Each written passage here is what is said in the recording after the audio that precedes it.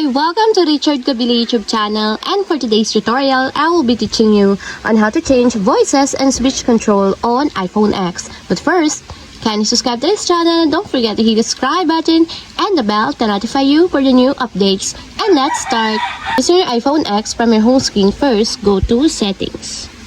Then in the settings, scroll down and find the accessibility and then tap.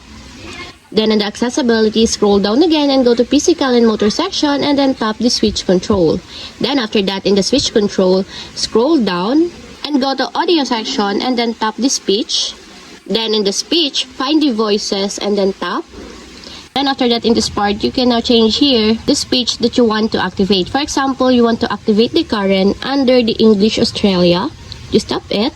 And then after that, tap again the current until there's a check mark on the side, just like this, to enable.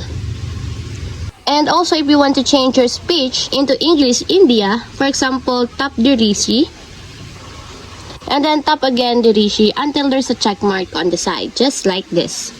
And that's it. We have successfully changed voices and switch control on iPhone X.